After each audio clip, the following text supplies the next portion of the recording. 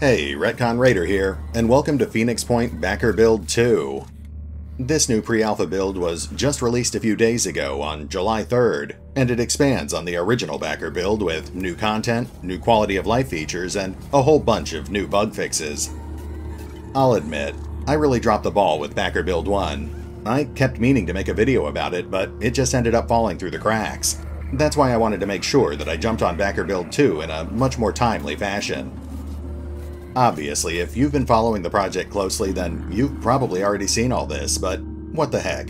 I haven't had a chance to talk about it yet, so today I thought we'd play through one of the basic scenarios and I'd spend some time talking about the new features and what the developers seem to have planned for the future. Oh, and before we get started, I'd like to say that this video is dedicated to Mildly Nuclear, one of the regulars in the Phoenix Point community. I know I've said it before, but thanks a lot for your continued support, Nuke. I couldn't keep making videos like this one if it wasn't for people like you. That said, let's get started. Now, I should point out that Backer Build 2 does include some new procedurally generated maps, but I thought we'd start off with the more familiar Fort Freiheit scenario. It's a little smaller and a little more self-contained, which makes it easier to demonstrate a lot of the new content.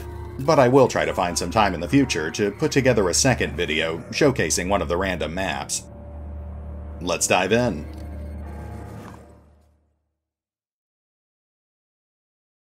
Thompson, Pejieva, Stoller, Richter. I won't mince words. You're all infected, and this is your last chance to do something good for your species. The Haven is lost, but we can still save the population and our work. I need you to help us make that happen. Re-enter Fort Freiheit, activate the long-range beacon, take the guard tower, and then hold them off for as long as you can. This is a one-way mission. You know what you're in for. Soldiers do the hard yards, so other people get to live in the light. Now, make me proud. Okay, so here we are back in Fort Freiheit. We talked about this place back in my video about the briefing number 3, and of course, if you've watched anything about the Backer builds, then you've probably already seen this scenario. Like Colonel Harrelson said, our goals here are pretty simple. We just need to capture the command post and the guard center and clear out all the mutants. Now, right off the bat, we can already see two of the main pieces of new content, the Technician and the Armadillo APC. I could spend several minutes talking about what they can do, but I think it's more fun to just show you instead. So let's get Richter into the driver's seat.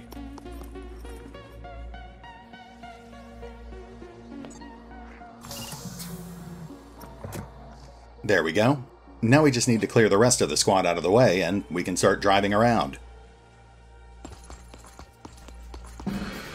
Oh, we've already got our first crabman in sight.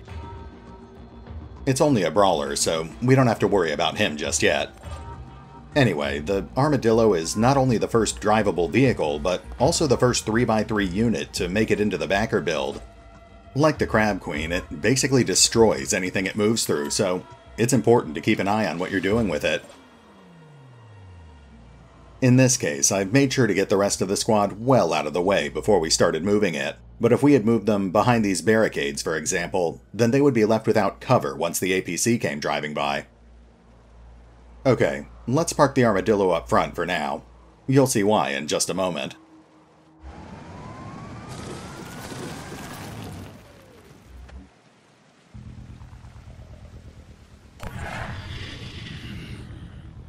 Alright, looks like the crabmen have decided to hold back, so let's get this party started. First things first, let's switch back over to the Armadillo. Now, we could shoot at this guy with the turret-mounted Gauss cannon, but he's pretty heavily armored. Instead, we'll use my absolute favorite new feature in Backer Build 2. We'll just run over him. Oh, I love doing that. Of course, the downside to crashing through all those obstacles is that now we have a lot less cover for the rest of our squad. We'll have to be a lot more careful about how they advance. It's also important to note that we could have theoretically had our entire squad jump on the Armadillo before Richter ran over that crabman, but then they wouldn't be able to disembark without immediately being caught in a crossfire. Instead, we'll just have them cautiously approach the gate. while Richter keeps everyone distracted with the APC. Of course, there's another advantage to letting Richter take the lead. He's already spotted 3 enemy crabmen. That gives us a better idea of where to move the rest of the squad, and it gives us the opportunity to soften up some of the crabmen before they can begin their advance.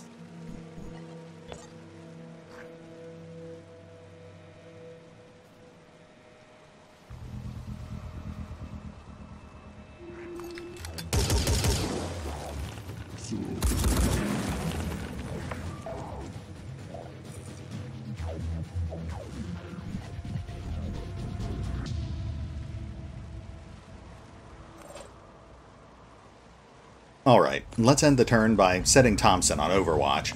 We know those brawlers are coming after us.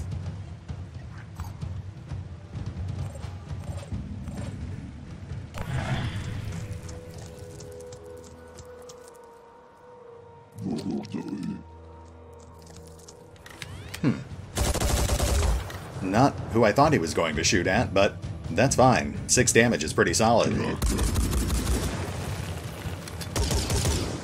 Nice. Petyeva just crippled that thing with return fire.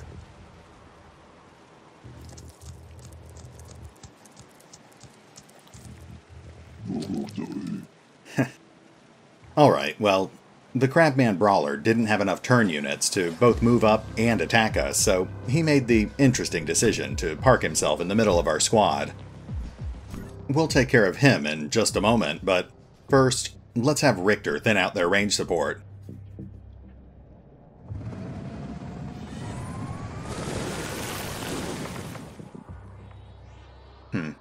There's another one, but let's stay focused on the guy in front of us. In this case, the guy is too far away for us to hit him with a ram attack, so we'll use the turret instead.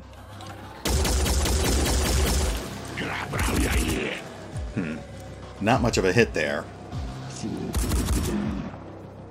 We'll have to be at least a bit careful out here. The Armadillo can stand up to a lot of abuse, but it's not invincible. Okay, let's start clearing some of these other guys out. First we'll have Petyeva take out that brawler. He does have his shield deployed, but since he's got his back to her, she should have no trouble taking him down with her PDW. This thing is actually pretty incredible. It's basically a Goth submachine gun.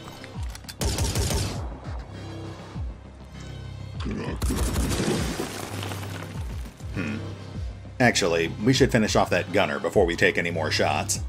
Then we won't have to worry about return fire.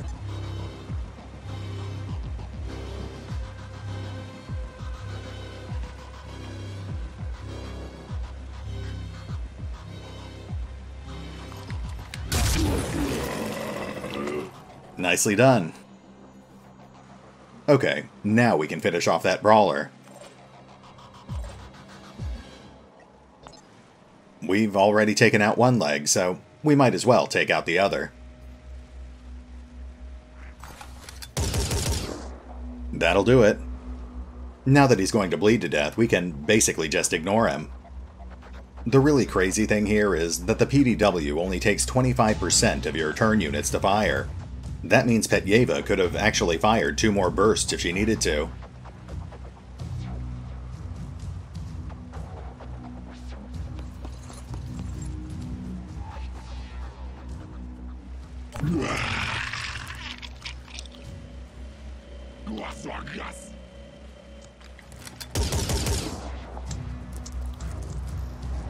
Okay, looks like the other brawler made the same mistake the first one did.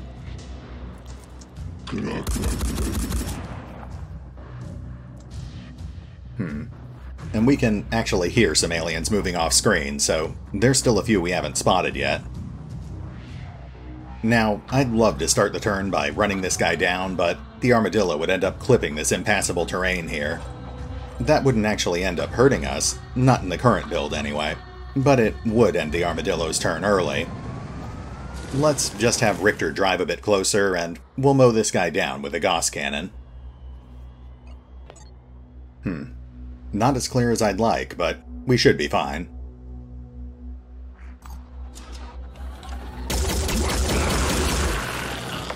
Yeah, there we go. Okay, now let's take out the other brawler. Since we've already seen the PDW, let's take this guy out with the Technician's melee attack instead. This is actually the first melee attack in the backer build, and not only does it hit incredibly hard, but it also stuns the enemy if it inflicts over a certain amount of damage. Yep, not only did Petyeva disable its most heavily armored body location, but she also stunned it. Now, this thing is useless for the next couple of turns, but we might as well finish it off now. That way we won't have to worry about it later.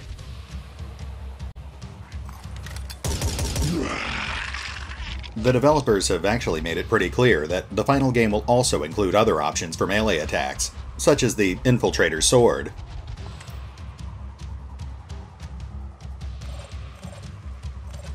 Alright, since we've cleared out the most immediate threats, let's start pushing up towards our objectives. I'm sure we'll run into more crabmen once we're inside.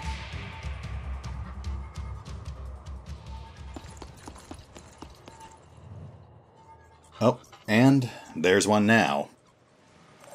Okay, that guy's on an elevated position, so let's start bringing Stolar over towards the sniper tower.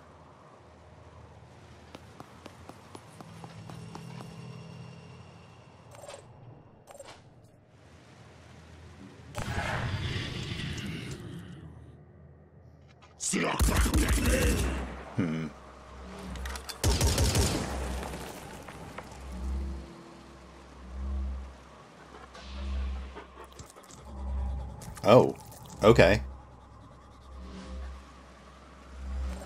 Alright, well, the Crabman Gunner gave up his elevated position, so let's run him down.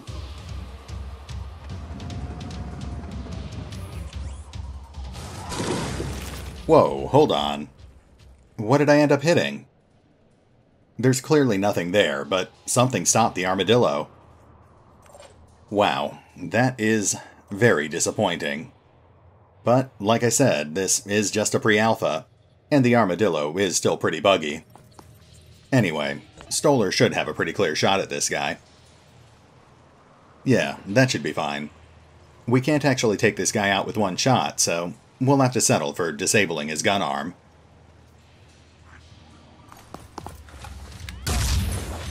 Nice. Now let's start moving Petyeva towards that command center. Oh, right. Then we still have that other gunner to deal with, too.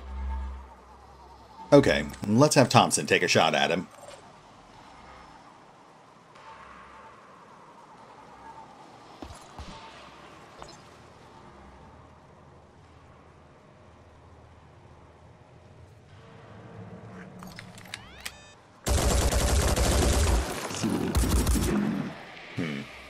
Well, I was hoping for a bit more than 1 damage. Petyeva could take a shot from where she is, but the odds of actually hitting from that range are pretty slim. Okay, let's hedge our bets here. We'll go ahead and deploy her automated turret. And she's still got turn units left, so we might as well take a shot. Ow. Well, we were on the losing end of that exchange. I really should have just put her on Overwatch. Fortunately, we don't really have to worry about this guy over here. Richter should be able to kill him next turn.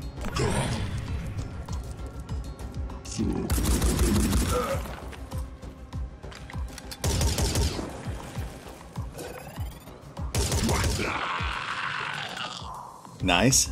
The turret earned its keep.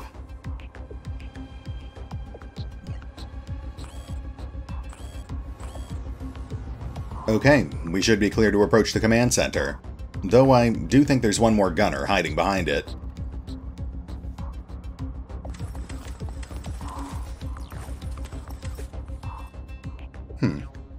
The game is acting like we spotted something, but I don't see anything in there. Maybe we spotted a crate while we were getting closer.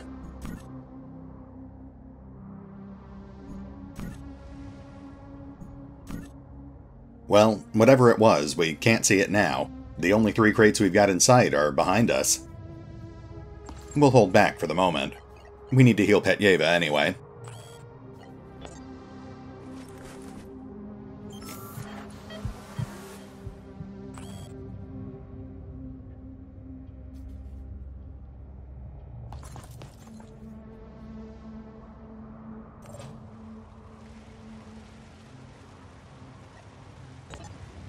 Okay, now let's get rid of this guy.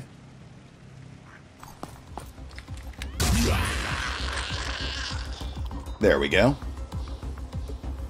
Now Stolar can start heading for the top of the tower.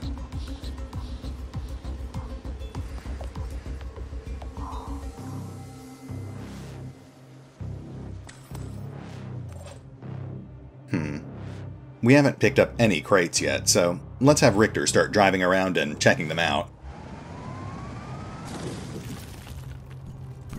Oh, and of course we do still have this gunner over here. I knew there was one more somewhere. Oh, I may have, yeah, I wedged the Armadillo in too tight there. There's no room to walk around it. Let's get back in and we'll have Richter pull around to the other side.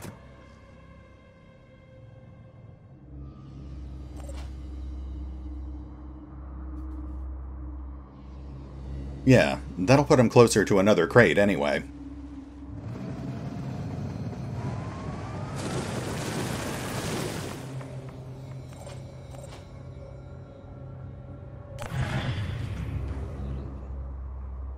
Okay, let's see if we can take the command center this turn.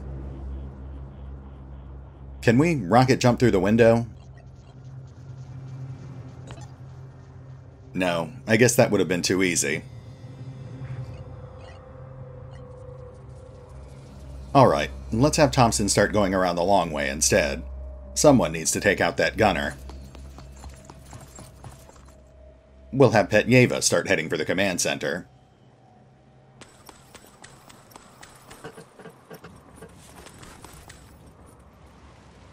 Alright, Stolar needs to get up into the guard tower.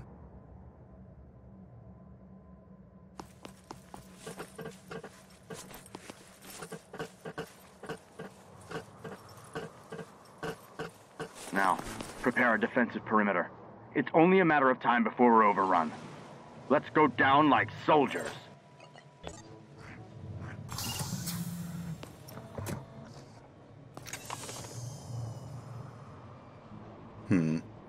Pretty slim pickings, but we'll take everything. Let's see, can we... Oh, no, we can't even get close to it. Okay, we'll check out that other crate next turn.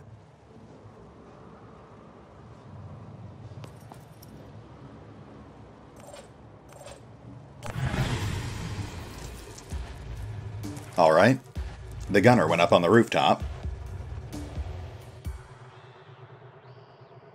Oh, and we've got another crabman. Oh, but he ran right past Petyeva.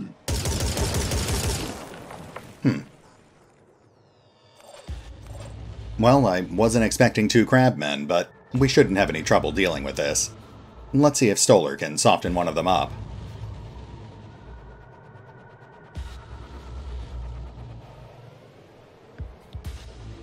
I think we're better off going for the guy in the command center.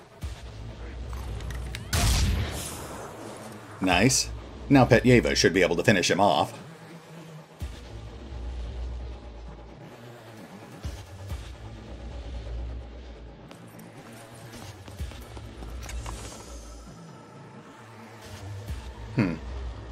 Well, more ammo, but I really was hoping we'd find some extra weapons.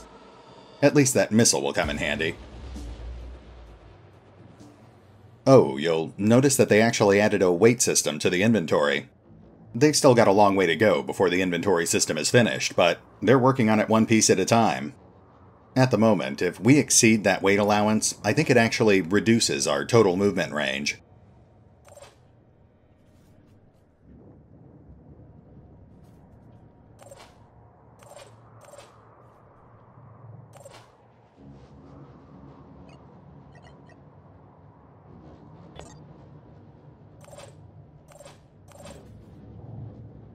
Now, we definitely lucked out over here. Both of these targets are at perfect kill range for Petyeva. Let's see what she can do.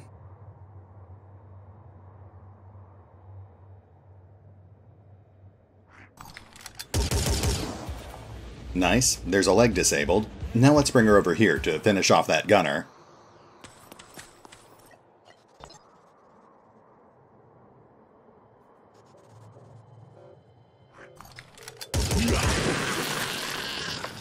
Okay, we're almost clear.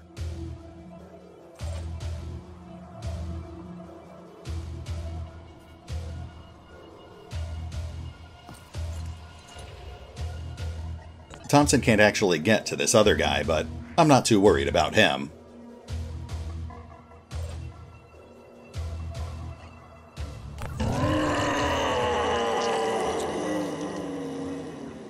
And there's the Queen.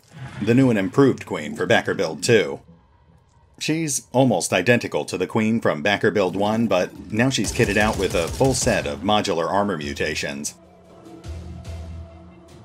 Okay, the Queen's in play, but we don't actually have to worry about her for at least 2 turns.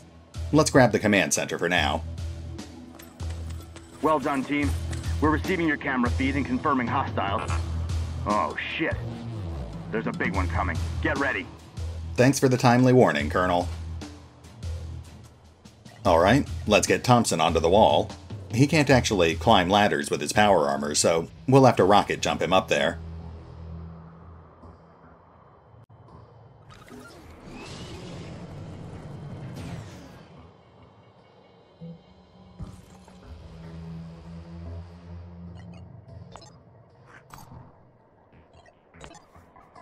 Let's see. Can Stoller actually draw line of sight from up here? I'm still not worried about that crippled brawler, so let's see if we can do something about the Queen's reinforcements. Ah, yeah, our line of sights are pretty messed up here.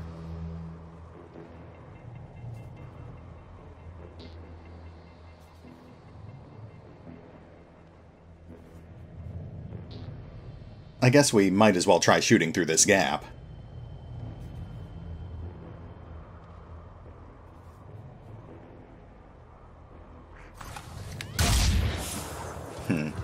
I don't think it even made it through the guardrail. Well, that's fine. Let's get Richter back in the Armadillo so he can bring it up to the front gate.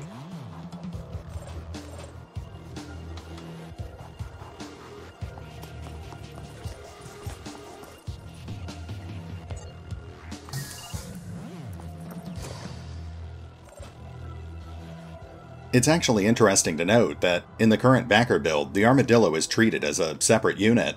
You do need someone in there to drive it, but otherwise it has its own pool of turn units.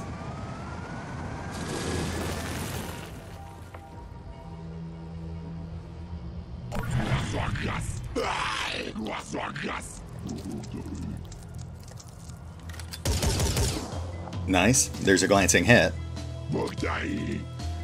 Oh, and we've got one more gunner to deal with. That's actually the most dangerous thing on the battlefield right now.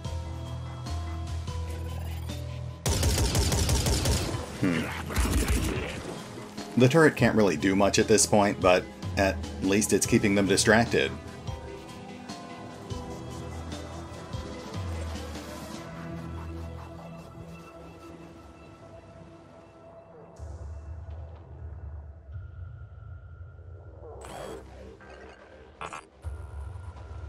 Not quite close enough to hit the Queen, so let's move up to the edge of the wall. There we go.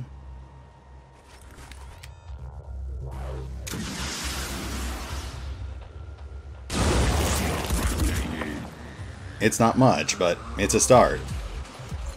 Since this version of the Queen is kitted out with a full set of armored body parts, it's incredibly durable. Of course, all that defense comes at the cost of not having any offensive mutations. She can still do a lot of damage with her pincers, but otherwise she doesn't really have any way to attack us. In the final game, mutants will generally be drawing from a pool of dozens of possible mutations, so you're likely to see a much more even mix of offensive and defensive abilities.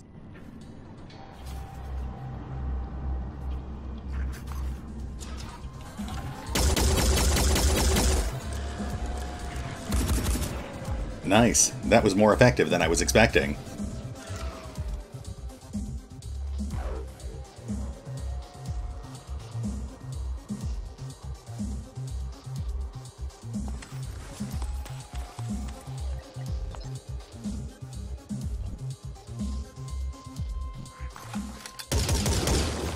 Not quite enough to kill it, but it'll drop from bleeding damage.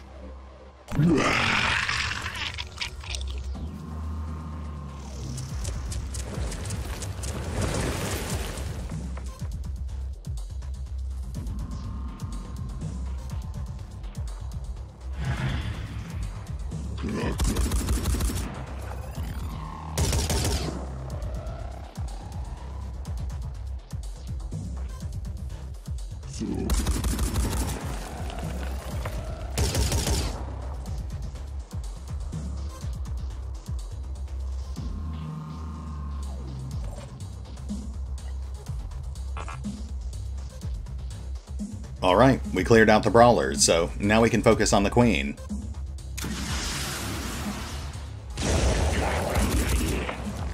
Though we are going to have to do something about that gunner, too.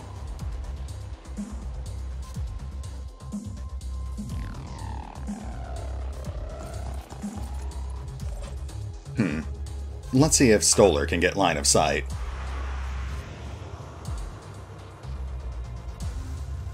No, not from this angle.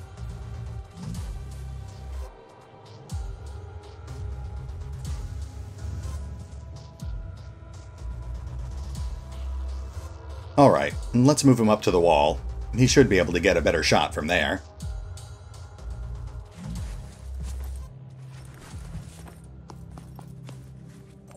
Now let's bring the Armadillo up and start emptying the turret into the Queen. It's not going to do much damage, but hopefully it will at least strip off some of her armor. Oh, it's also interesting to note that because the Armadillo took damage, you can actually see the modular parts on the vehicle. It's not actually implemented yet, but in the final game, the player will actually be able to swap out different parts in each of those modular slots, modifying the vehicle's overall performance.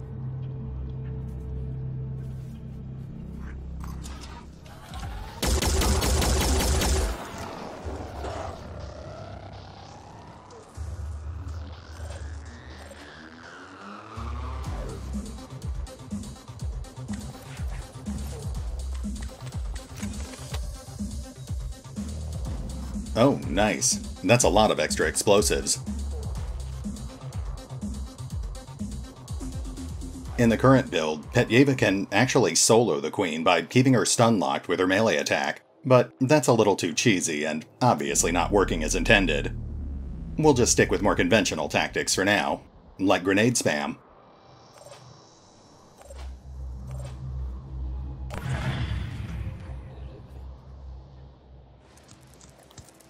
Oh, the gunner moved out in the open.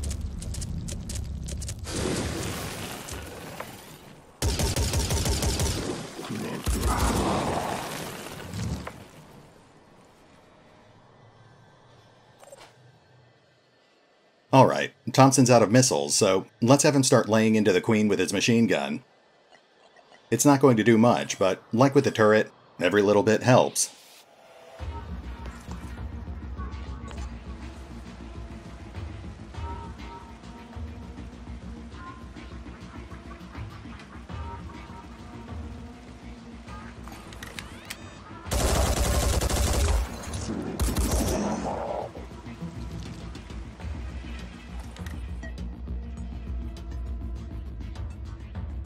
Now let's move Petyeva up. We do want her to deliver that missile to Thompson, but we also want her to throw grenades whenever she gets the chance.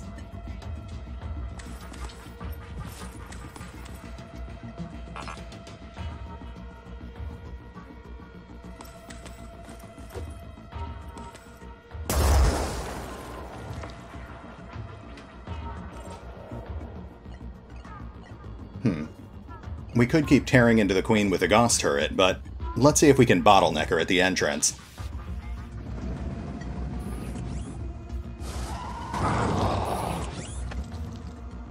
Oh, wow. That was a lot more effective than the turret. We just took out one of the Queen's pincers. If we can take out the other one, she won't actually have any way to attack us.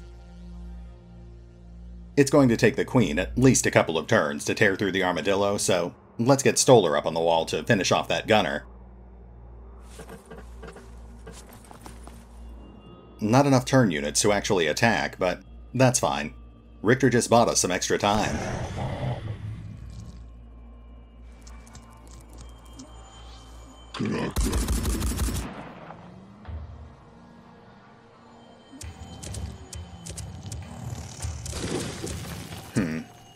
It looks like the Queen is having some pathfinding issues. I guess that's not too surprising, considering the Armadillo is a new addition to the game.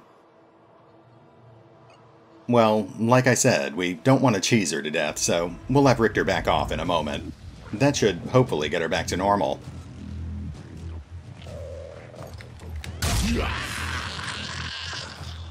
That takes care of the gunner. Now let's have Richter back off, and hopefully we can make things a little more exciting.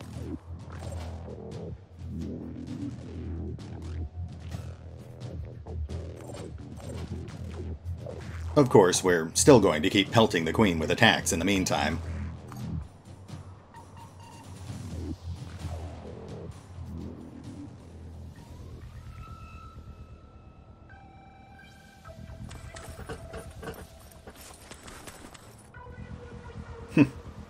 I'm not sure why the camera decided to focus on that corpse, but again, this is a pre-alpha. Whoops. Okay, Petyeva doesn't actually have enough turn units to throw a grenade, so let's switch off to Thompson instead.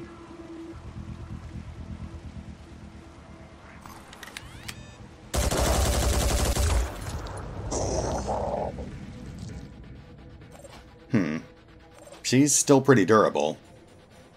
Let's have Richter ram her one more time, and we'll have him back off next turn.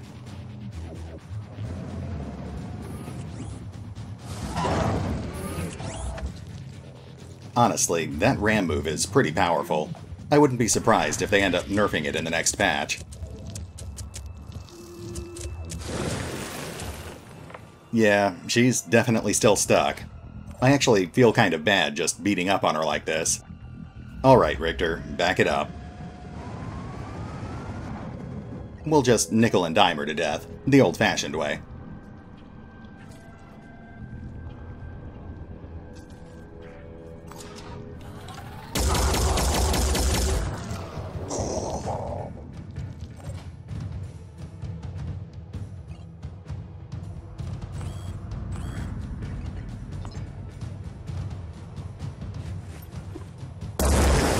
Oh, shoot. Well, the tower actually got in the way. Unfortunate, but not the end of the world. Oh, right. Let's drop this missile on the ground where Thompson can get it.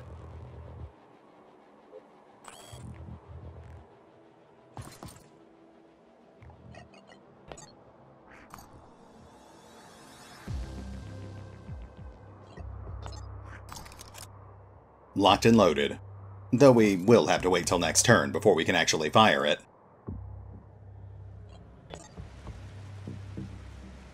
Oof. Her armor's still pretty heavy. Alright, let's go for the other pincer.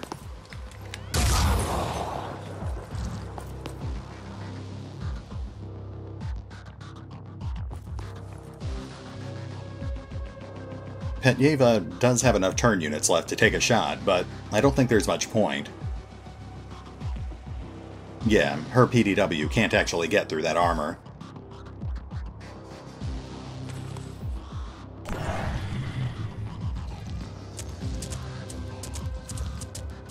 Ah, there we go. The Queen's back in the fight. And she just took out one of our wheels. Again, that's something that hasn't actually been implemented in the current backer build, but I'm assuming that in the final game, disabling parts of vehicles will actually have an impact on their performance.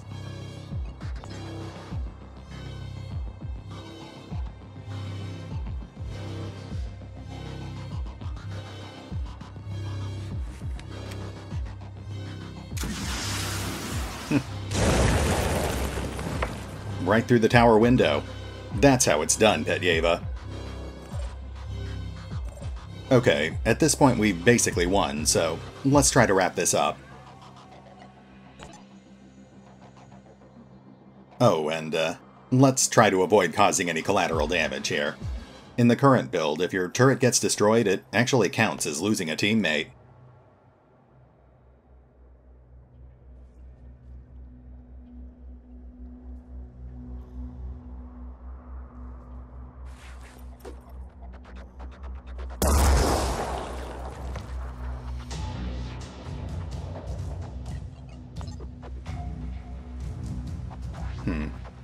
Let's go ahead and take out that other pincer.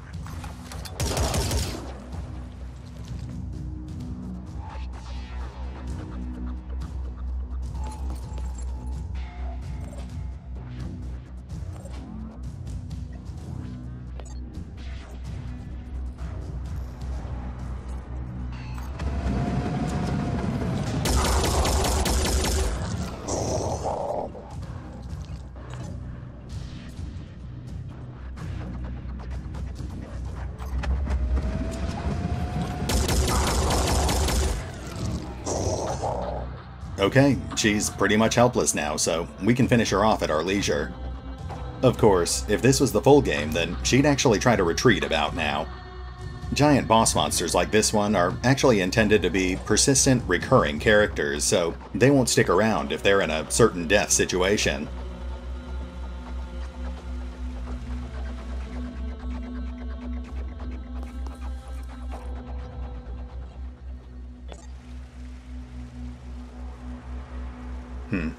Stoller doesn't really have any good targets this time, but I guess it doesn't really matter at this point.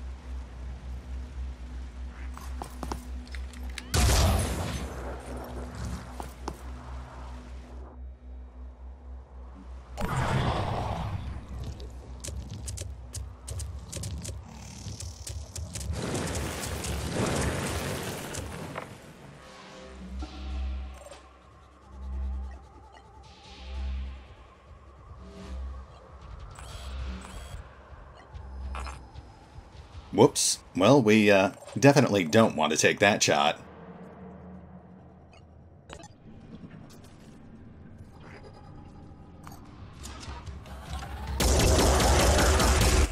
There we go.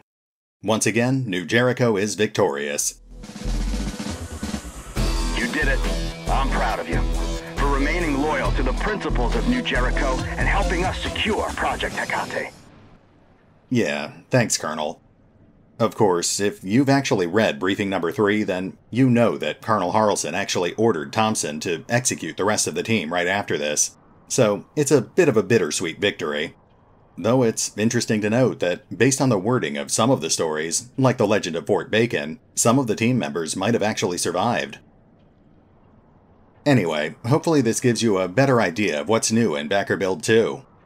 Obviously, some of the new content isn't really well balanced at the moment, but that's fine. This is still a pre-alpha. The focus right now is on implementing new content and making sure it works. They can worry about getting everything balanced once they reach the beta. Now, there are a few new features I didn't get a chance to show off, like the technician's healing abilities or the new procedurally generated maps. I've got a few other projects I need to finish first, but I may try to revisit the backer build in a future video. Just let me know in the comments below if you'd actually like to see that.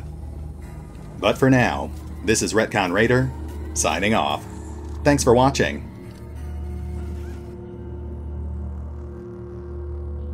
Oh, and remember, although I do love talking about Phoenix Point, you can find out more about the game by visiting the official website, the official YouTube page, the official Facebook page, the official Discord server, or the original crowdfunding campaign over on Fig. Of course, if you'd like to get access to the backer build yourself, you can still do so by pre-ordering the game at the Luxury Digital Edition or higher. As always, links are in the description.